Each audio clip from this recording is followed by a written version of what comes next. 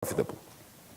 So the way when I was still a professor, the way I tried to explain this to students, especially MBA students who are cutthroat and try to undermine each other like there's no tomorrow. Okay, I remember I used to love doing that. It was great fun for me, not for them. I used to say to them, you know what, I hate marking scripts. So I'm going to give you your grade now. Day one, first lecture. I'm going to give you the semester grade now, and then we can meet for the purposes of your education and mine. Yeah? Just take a piece of paper out, write your student number, and I want you to add a number, a digit between 1 and 9, including 1 and 9. And your grade will be as follows. I will pick up this piece of paper. I will find the piece of paper with the lowest integer choice. That will be a common factor for all of you. I will multiply this by 11. And for each one of you, I will subtract from that 11 times the minimum your own choice. And that will be your grade. Which means that if everybody chose 9, the minimum would be 9. 9 times 11 would be the common factor for everyone. Minus 9, their own choice, 90% everyone. If everybody chose 8, 80% everyone. If everybody chose 1, 10% everyone. Okay?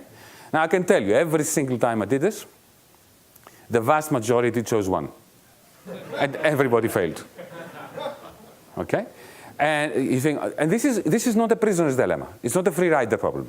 It's not a situation where you want to cheat. You want others to choose a high number and for you to choose a low number. Why? Because if you choose the low number, then the minimum goes low, and you lose too. Okay? So here is a typical coordination problem.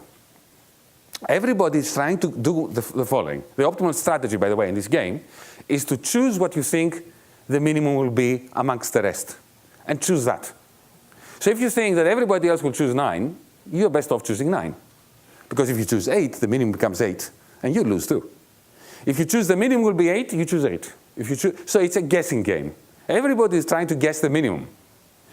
And what they in the end do depends on the average degree of optimism. If the class is optimistic that people will be optimistic, that everybody else will be optimistic, then they all choose 9, confirming the optimism that they imagined would be prevalent. But if they're pessimistic, they will all only take. I remember I would pick out one of those students and I would say to them, "Okay, you chose 1. Why did you choose 1? Don't you realize by choosing 1 you fail and everybody fails?" And the answer is yes. But you know what?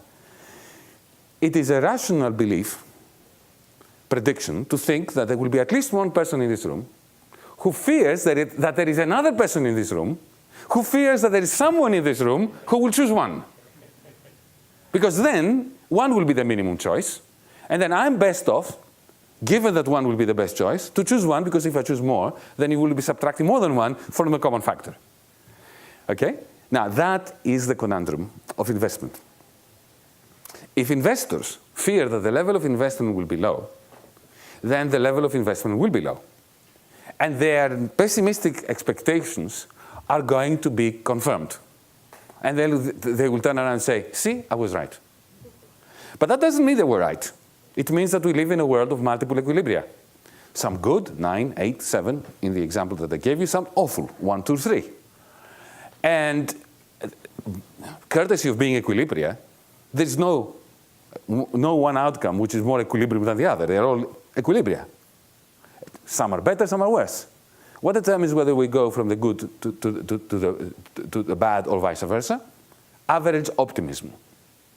This is a problem with recessions that turn into permanent depressions. This is a problem when investment is completely stuck.